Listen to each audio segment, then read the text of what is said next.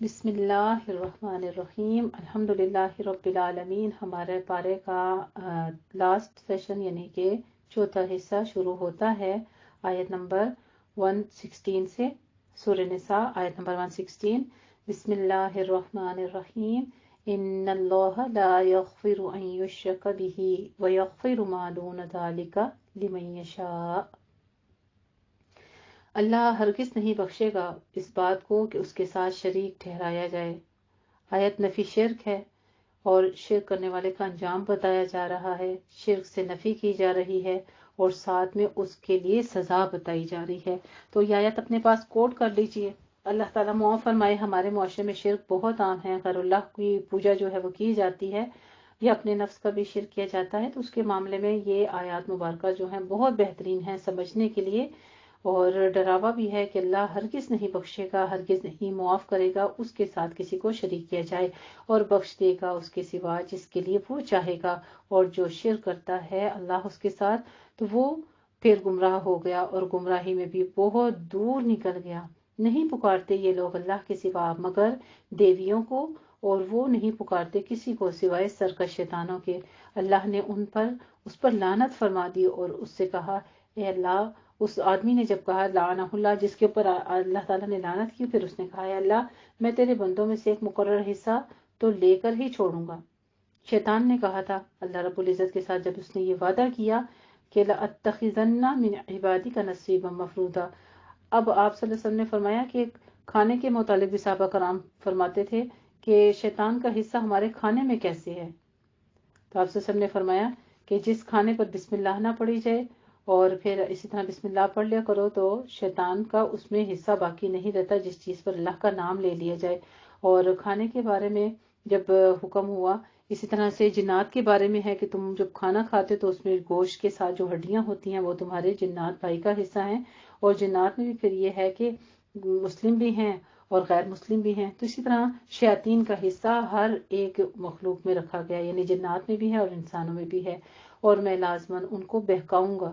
یہ اس کا چیلنج تھا اللہ رب العزت کے ساتھ، اس کی جرت دیکھیے، وَلَا أُضِلَّنَّهُمْ وَلَا أُمَنِّيَنَّهُمْ وَلَا آمُرَنَّهُمْ فَلَيُبَتِّكُنَّ آذَانَ الْأَنْعَامِ وَلَآمُرَنَّهُمْ فَلَيُغَيِّرُنَّ خَلْقَ اللَّهِ۔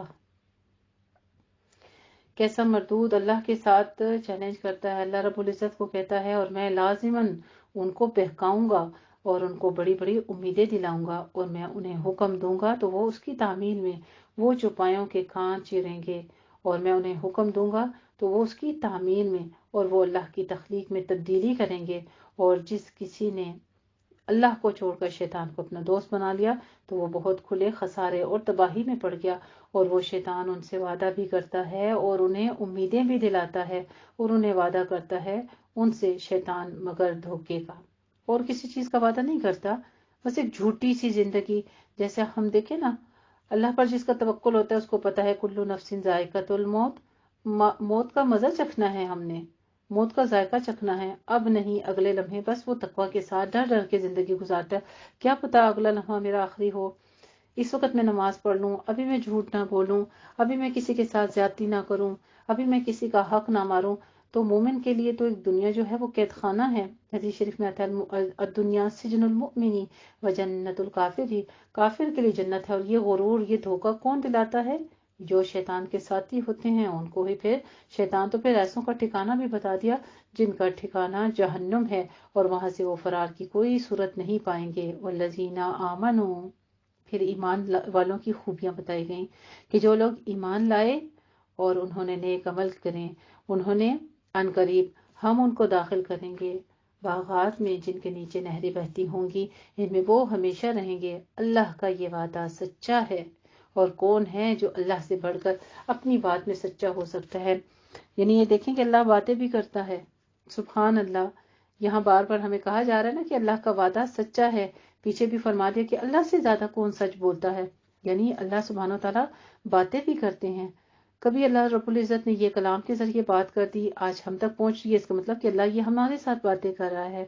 کبھی اللہ رب العزت ہمارے دل میں وحی کے ذریعے باتیں، یعنی فرشتوں کے ذریعے دل میں بات ڈال دی جاتی ہے، وہ بھی اللہ باتیں کرتے ہیں۔ کبھی اللہ رب العزت ہمیں سچے خوابوں کی شکل میں جو ہماری زندگی کے معاملات ہوتے ہیں ہمیں خواب میں وہ بتا دیتے ہیں، وہ بھی اللہ کی باتیں ہیں۔ یعنی ایک انسانوں میں تو یہی مثال ہے نا، کوئی کسی کے ساتھ لائیو دو بندے بیٹھ کے بات کر لیتے ہیں، کبھی فون پر بات کر لیتے ہیں، کبھی انٹرنیٹ پر، کبھی واٹس ایپ کی چیٹ کے اوپر، اور اسی طرح سے کبھی کسی کے گھر جا کے۔ تو یہ مختلف طریقے اللہ نے اسی لیے بتائے ہیں کہ دیکھ لو، اللہ کی طرف سے بھی تو تمام ذرائع یہ اختیار کیے گئے ہیں نا۔ تو اللہ رب العزت نے خود بتا دیا کہ وَمَنْ أَصْدَقُ من اللہ قیلا، اللہ سے سچی بات اور کس کی ہو سکتی ہے۔ اے مسلمانوں، نہ تمہاری خواہشات پر موقوف ہے اور نہ اہل کتاب کی خواہشات پر۔ جو کوئی برا کام کرے گا اس کی سزا اس کو مل کر رہے گی، اور وہ نہیں پائے گا اپنے لیے اللہ کے مقابلے میں کوئی حمایتی اور نہ کوئی مددگار۔ اور جو کوئی نیک عمل کرے گا، خواہ وہ مرد ہو یا عورت ہو، وہ صاحب ایمان ہو، تو یہ وہ لوگ ہیں جو جنت میں داخل ہوں گے، اور ان کی تل کے برابر بھی کوئی حق تلفی نہیں کی جائے گی۔ وَمَنْ أَحْسَنُ دِينًا مِّمَّنْ أَسْلَمَ وَجْهَهُ لِلَّهِ وَهُوَ مُحْسِنٌ وَاتَّبَعَ مِلَّةَ إِبْرَاهِيمَ حَنِيفًا، اور اس سے بہتر دین کس کا ہوگا جس نے اپنا چہرہ سر اللہ کے سامنے جھکا دیا اور اس کے بعد احسان کے درجے تک پہنچ گیا، اور اس نے پیروی کی دین ابراہیم کی علیہ السلام کی یکسو ہو کر، یا پیروی کی اس ابراہیم علیہ السلام کے دین کی جو یکسو تھا۔ اور اللہ نے تو ابراہیم علیہ السلام کو اپنا دوست بنا لیا۔ وَاتَّخَذَ اللَّهُ إِبْرَاهِيمَ خَلِيلًا، تو ہمیں اللہ کا دوست نہیں بننا، پھر ہم نے بھی بننا ہے نا۔ ہمارا بھی دل کرتا ہے کہ ہم بھی اللہ کی محبت میں آ جائیں، ہم بھی اللہ کے دوست بن جائیں۔ تو پھر کسی کی دوستی ویسے تھوڑی ہوتی ہے، آزمایا جاتا ہے بہت ساری آزمائشوں کے اوپر سے، ایون کہ اپنی جان کی، اولاد کی، مال کی، گھر بار کی، ہر قسم کی آزمائشوں سے گزرنے کے بعد، اس کے بعد پھر اللہ تعالیٰ نے ان کو اپنا دوست بنا دیا، اللہ کی بندگی میں خوبصورتی لا کر، خلوص اور لہیت کے ساتھ پورے دین کا اتباع کر کے، یعنی تمام جتنے بھی ادیان ہیں ان میں تفریق سے ہٹ کر ان کو ہر طرح سے اللہ سبحانہ تعالیٰ نے پاک کیا، یعنی ان کی ٹوٹل سبمیشن جو تھی نا، اس کے ذرائع انہوں نے احسان کے جو تھے درجے وہ اختیار کیے تھے، اس وجہ سے اللہ سبحانہ تعالیٰ نے ان کو اپنا دوست بنا لیا۔ اور اللہ پھر ایک بار اپنی وحدانیت کا ثبوت دیتے ہوئے فرماتے ہیں اس آیت میں کہ وَلِلَّهِ مَا فِي السَّمَاوَاتِ وَمَا فِي الْأَرْضِ، اللہ کے لیے ہے جو کچھ آسمانوں میں ہے اور جو کچھ زمین میں ہے، اور اللہ تعالیٰ ہر شے کا احاطہ کیے ہوئے ہے۔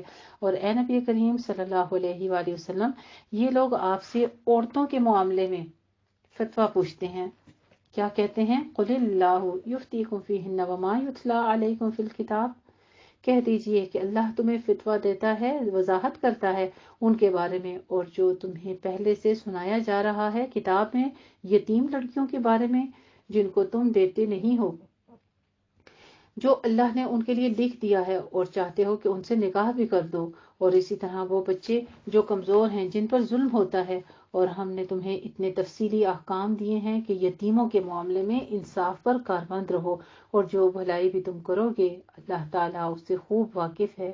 سبحان اللہ۔ پھر ایک تاکیدی جملہ کہا جا رہا ہے کہ فَإِنَّ اللَّهَ كَانَ بِهِ عَلِيمًا، کہ جو کچھ بھی بھلائی کرو گے اللہ اسے جاننے والا ہے۔ اور اگر کسی عورت کو اندیشہ ہو اپنے شوہر سے زیادتی یا بے رخی کا، تو ان دونوں پر کوئی الزام نہیں ہوگا کہ وہ آپس میں صلح کر لیں، اور صلح بہرحال بہتر ہے۔ کس چیز سے؟ اس چیز سے بہتر ہے کہ انسانی نفس پر لالچ مسلط رہتا ہے۔ اگر تم احسان کرو اور تقوی اختیار کرو تو جان لو کہ اللہ تعالیٰ تمہارے تمام اعمال سے باخبر ہے۔ پھر ایک بار تاکیدی جملہ کہا جا رہا ہے، اللہ سبحانہ تعالیٰ کی طرف سے نوٹس دیا جا رہا ہے کہ اللہ تو خبردار ہے، اللہ ہر چیز کی خبر رکھتا ہے جو کچھ تم کرتے ہو، اور تمہارے لیے ممکن ہی نہیں کہ تم عورتوں کے درمیان پورا انصاف کر سکو، چاہے تم اس کے لیے کتنے ہی حریص ہو۔ تو ایسا نہ ہو کہ تم ایک کی طرف تو پورے کے پورے جھک جاؤ کہ دوسری بیوی کو معلق کر کے چھوڑ دو، اور اگر تم اصلاح کر لو اور تقوی کی روش اختیار کر لو تو اللہ تعالیٰ بھی غفور الرحیم ہے۔ سبحان اللہ۔ پھر ایک تاکیداً جملہ کہا جا رہا ہے، اور اللہ سبحانہ تعالیٰ کے خوبصورت نام و صفات غفور الرحیمہ بیان کی جا رہی ہیں۔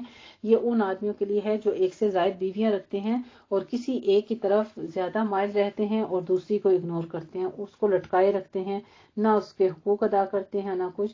تو یہ ان کے لیے پھر یہاں پہ نشوزہ سے مراد یہی ہے کہ کسی عورت کو اپنے شوہر سے اندیشہ ہو زیادتی کا، ٹھیک ہے، وہ اس کے حقوق ادا نہ کرتا ہو یا اس میں ملان نہ رکھتا ہو، کوئی نئی شادی رچا لی ہو یا ساری توجہ اسی نئی بیوی کی طرف ہو، ایسے کنڈیشنز کے لیے حکم ہے۔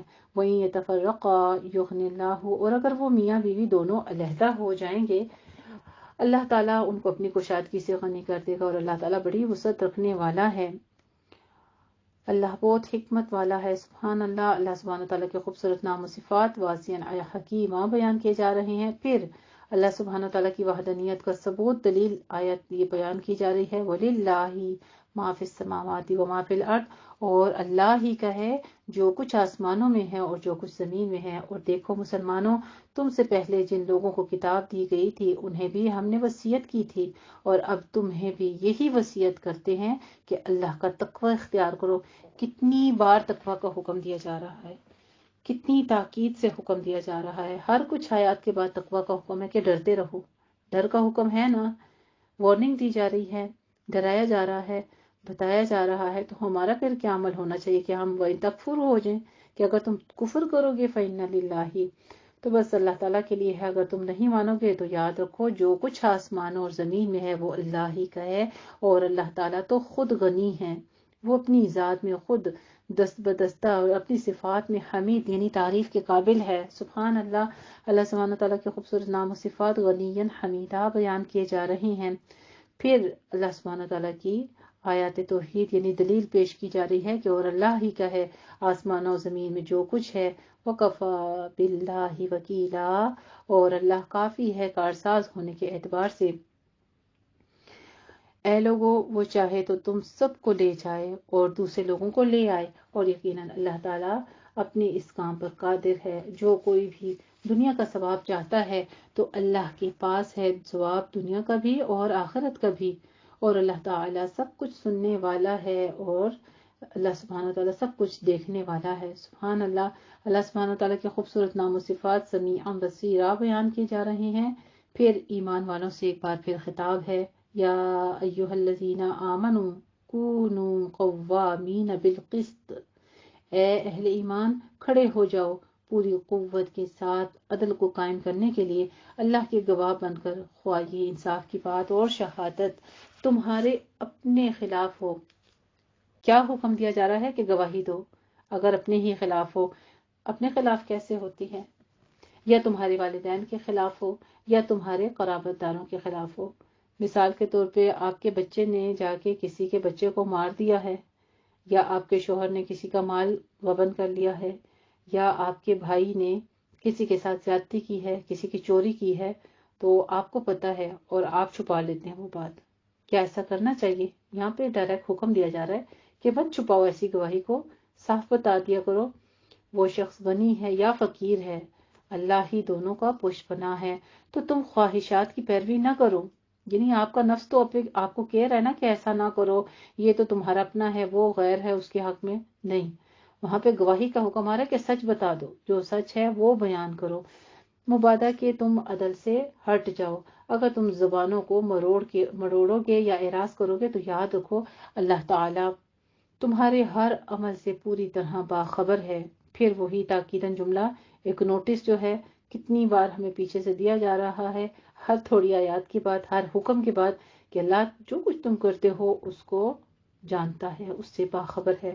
پھر ایمان والوں کو خطاب کیا جا رہا ہے، یا ایھا الذین آمنوا، اے ایمان والو اللہ پر اور اس کے رسول پر اور اس کی کتاب پر جو اس نے نازل فرمائی ہے، اپنے رسول پر اور اس کتاب پر جو اس نے پہلے نازل فرمائی، اور جو کوئی کفر کرے، انکار کرے گا اللہ کا، اس کے فرشتوں کا، اس کی کتابوں کا، اس کے رسولوں کا اور قیامت کے دن کا، تو وہ گمراہ ہو گیا اور گمراہی میں بہت دور نکل گیا، یعنی کہ وہ راستہ بھٹک گیا۔ ان الذین آمنوا، بے شک وہ لوگ جو ایمان لائے پھر کفر کیا۔ اب یہ وہ لوگ ہیں جو مرتد ہو گئے، پھر کفر کیا، پھر ایمان لائے، پھر کفر کیا، پھر کفر میں ہی بڑھتے چلے گئے، تو اللہ تعالیٰ نہ ان کی مغفرت کرنے والا ہے اور نہ وہ انہیں راہ راست دکھائے گا۔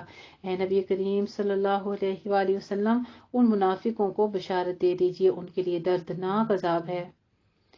الذین یتخذون الکافرین، جو اہل ایمان کو چھوڑ کر کفار کو اپنا دوست بناتے ہیں، کیا وہ ان کے قریب قرب سے عزت چاہتے ہیں؟ حالانکہ عزت تو کل کی کل اللہ ہی کے اختیار میں ہے۔ وَقَدْ نَزَّلَ عَلَيْكُمْ فِي الْكِتَابِ، اور یہ بات وہ تم پر نازل کر چکا ہے کتاب میں کہ جب تم سنو کہ اللہ کی آیات کے ساتھ کفر کیا جا رہا ہے تو ان کا مذاق اڑایا جا رہا ہے تو ان کے ساتھ مت بیٹھو۔ کیا ہم ایسا کرتے ہیں؟ ہم ایک محفل میں دیکھ بھی رہے ہوتے ہیں کہ اللہ کی نافرمانی ہو رہی ہوتی ہے، مگر ہم بہت خوشی سے اس کو انجوائے کر رہے ہوتے ہیں۔ تو حکم یہاں پہ کیا دیا جا رہا ہے؟ یہ سارے احکامات ہیں، سورہ نساء ہے، لیکن یہ کچھ قانونی شریعت کے احکام بھی ہیں ان صورتوں میں۔ یہ ہمیں کیا بتایا جا رہا ہے؟ جدھر اللہ کی نافرمانی ہوتے دیکھو تو مت بیٹھو ان کے ساتھ، یہاں تک کہ وہ کسی اور بات میں لگ جائیں، ورنہ تم بھی انہی کی مانند ہو جاؤ گے۔ یقیناً اللہ تعالیٰ جمع کرنے والا ہے منافقوں کو بھی اور کافروں کو بھی جہنم میں، سب کے سب۔ الذین یتربصون بکم، وہ لوگ جو تمہارے لیے انتظار کی حالت میں ہیں، تو اگر تم لوگوں کو اللہ کی طرف سے کوئی فتح حاصل ہو جائے تو یہ کہیں گے کہ کیا ہم تمہارے ساتھ نہیں تھے، اور اگر کوئی حصہ پہنچ جائے کافروں کو تو وہ کہیں گے کہ اپنے کافر ساتھیوں سے کیا ہم نے تمہارا گھیراؤ نہیں کر لیا تھا، اور کیا ہم نے بچایا نہیں تم کو مسلمانوں سے؟ تو اللہ ہی فیصلہ کرے گا تمہارے درمیان قیامت کے دن۔ وَلَن يَجْعَلَ اللَّهُ لِلْكَافِرِينَ عَلَى الْمُؤْمِنِينَ، اور اللہ اہل ایمان کے مقابلے میں کافروں کو راہیاب نہیں کرے گا۔ یقیناً منافق کوشش کر رہے ہیں اللہ کو دھوکہ دینے کی، حالانکہ وہ انہی کو دھوکہ دینے میں ڈالنے والا ہے۔ اور جب وہ کھڑے ہوتے ہیں نماز کے لیے تو کھڑے ہوتے ہیں بڑی کسل مندی سے۔ استغفر اللہ العظیم۔ دیکھ لیجئے منافق کی پہچان ہے یہ، یا تو نماز پڑھتا ہی نہیں ہے، اور اگر نماز پڑھتا ہے تو بڑی سستی کے ساتھ کھڑا ہوتا ہے، وہ دکھاوا کرتا ہے، وہ کھڑے ہوتے ہیں محض لوگوں کو دکھانے کے لیے، اور اللہ کا ذکر نہیں کرتے مگر بہت ہی کم۔ یعنی نماز کے بیچ میں ان کا مقصد اللہ کا ذکر نہیں ہوتا، بس وہ جان چھڑانے کے لیے اور لوگوں کو دکھانے کے لیے پڑھ رہے ہوتے ہیں، مذبذبین بین ذالک، اور یہ اس کے مابین مذبذب ہو کر رہ جاتے ہیں۔ نہ تو یہ ان کی جانب ہیں اور نہ ہی ان کے جانب، یعنی نہ مومنوں کی طرف ہیں اور نہ کافروں کی طرف ہیں، اور جسے اللہ ہی نے گمراہ کر دیا ہو تو اس کے لیے تم کوئی راستہ نہ پاؤ گے۔ اور پھر یہ اہل ایمان سے خطاب ہے یہاں پہ آخر صورت پر، صورت یعنی پارے کے اختتام قریب جو ہے، یہاں پر پھر ایمان والوں سے تذکرہ کرتے ہوئے اللہ سبحانہ تعالیٰ فرماتے ہیں، اے اہل ایمان لا تتخذوا الکافرین، کہ اے ایمان والو کافروں کو دوست مت بناؤ مسلمانوں کو چھوڑ کر۔ کیا تم چاہتے ہو کہ اپنے خلاف اللہ کے ہاتھ میں ایک صریح حجت دے دو؟ یعنی اللہ کے خلاف تم یہ سازش کر رہے ہو۔ ان المنافقین فی الدرک الاسفل من النار، منافقوں کا انجام دیکھ لیں کیا ہے، کہاں ہوں گے منافق؟ مومنوں کا انجام کیا بتایا جا رہا ہے، جگہ جگہ ان کے لیے جنت کی خوشخبریاں۔ اسی طرح کافروں کا انجام کیا بتایا گیا ہے۔ اب منافق وہ ہیں جو مسلمان تو کہتے ہیں خود کو، لیکن اصل میں اندر سے ایمان کے حال پر نہیں ہے، یہ منافقت ہے۔ ٹھیک ہے، منافقت یہ چیز ہے، منہ سے مسلمان کہنا، اندر سے اللہ کے حکموں کے خلاف زندگی بسر ہو رہی ہے، یہ ان کا انجام بتایا جا رہا ہے۔ کافروں کا تو ڈائریکٹ بتا دیا گیا کہ ان کے لیے تو جہنم کی آگ ہے۔ ان المنافقین فی الدرک الاسفل من النار، یقیناً منافقین آگ کے سب سے نچلے طبقے میں ہوں گے، اور تم نہ پاؤ گے ان کے لیے کوئی مددگار۔ سب سے نیچے جب ہوتا ہے، مثال کے طور پر آپ بیٹھی ہیں، آپ کے اوپر ایک تکیہ رکھ دیا ہے، اس کے اوپر ایک اور تکیہ، آپ کی نیچے سانس گھٹے گی، بند ہوگا، جان ہی باقی نہیں رہے گی، یعنی حشر نشر ہو کے رہ جائے گا۔ آپ کے اوپر چیزیں اوپر چیزیں اوپر چیزیں اوپر چیزیں لاد دی جائیں تو کیا حشر ہوگا۔ یہ ہے منافقین کا حال، فی الدرک الاسفل، کہ وہ نیچے والے طبقے میں ہوں گے، اور پھر ان کا تو کوئی مدد کرنے والا بھی نہیں ہوگا سوائے ان لوگوں کے جو توبہ کر لیں۔ پھر توبہ کے دروازے کھلے ہیں، پھر اصلاح کے دروازے کھلے ہیں۔ وَاعْتَصِمُوا بِاللَّهِ، اور اللہ سے چمٹ جائیں اور اپنی اطاعت کو اللہ کے لیے خالص کر لیں، تو پھر یہ لوگ ہیں اہل ایمان میں شامل ہو جانے والے۔ وَسَوْفَ يُؤْتِ اللَّهُ الْمُؤْمِنِينَ أَجْرًا عَظِيمًا، اور اللہ اہل ایمان کو عنقریب بہت بڑا اجر عطا فرمائے گا۔ اے منافقو، ذرا سوچو اللہ تمہیں عذاب دے کر کیا کرے گا؟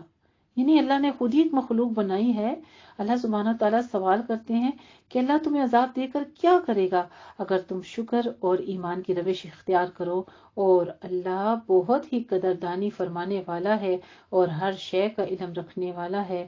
اللہ سبحانہ تعالیٰ کے خوبصورت نام و صفات، اس کے شکر گزار ہونے کے بعد، ایمان کے بعد، وہ فرماتا ہے شاکرن علیما، کہ اللہ بہت ہی قدردان ہیں ان کا جو وہ شکر کرتے ہیں۔ اللہ تعالیٰ معاذ اللہ تعالیٰ ان کو کوئی ایذا دینا پسند کرنا یہ اللہ کی ہستی کے خلاف بات ہے جو وہ سمجھ رہے ہیں۔ تو اللہ تعالیٰ کسی کو سزا نہیں دیتا کہ اسے لوگوں کو دکھ پہنچا کر خوشی ہوتی ہو۔ جو بندہ اس کے لیے کام کرے، محنت کرے، اللہ تعالیٰ کی مہربانیاں ہوں اس کے اوپر، وہ اللہ کی راہ اختیار کرے تو اللہ تو ایسوں کی قدر فرماتا ہے۔ اور جو کچھ بھی کرتا ہے سب اس کے علم میں ہوتا ہے۔ انسان کو کوئی عمل ایسا نہیں جو اللہ کے ہاں انکاؤنٹڈ رہ جائے اور اسے اجر نہ مل سکے۔ اللہ سبحانہ تعالیٰ سے بہترین اجر کی درخواست کرتے ہیں، اے رب العزت ہم نے یہ پارہ تیری خالص رضا کے لیے اس فہم کے ساتھ پڑھا کہ تو ہماری زندگیوں کو ہدایت نصیب فرما دے۔ ہم سے جو کمی کوتاہی ہوئی ہے اس کو پڑھنے میں، سمجھنے میں، اس کو اپنی بارگاہ میں خطاؤں کو معاف فرماتے ہوئے اپنی بارگاہ میں اس کلام کو مقبول فرما لے۔ چونکہ یہ ہماری لائیو کلاس ہوتی ہے تو مجھے تو اس چیز کا بہت اندیشہ ہوتا ہے، اکثر اوقات ہوتا ہے کوئی کمی بیشی غلطی خطا ہو جائے تو اللہ رب العزت سے اپنے لیے بھی معافی مانگتی ہوں اور آپ کے لیے بھی، کیونکہ لائیو سیشن جو ہے وہ کرنا بھی اور کروانا بھی تھوڑا مشکل کام ہے۔ یہ اللہ رب العزت کا خاص انعام ہے کہ آپ سب بہنوں کے تعاون سے اللہ کی فضل و رحمت کے سائبان میں ہم یہ سب کر پاتے ہیں۔ رب العزت ہم سے قبول فرمائے اور اس کو ہمارے ہدایت کا ذریعہ بنا دے۔ وآخر دعوانا ان الحمدللہ رب العالمین۔ ہمارا پارہ 5 جو ہے وہ تکمیل ہوتا ہے سورہ نساء آیت نمبر 147 پر۔ جزاکم اللہ حسن الجزاء۔ السلام علیکم ورحمۃ اللہ وبرکاتہ۔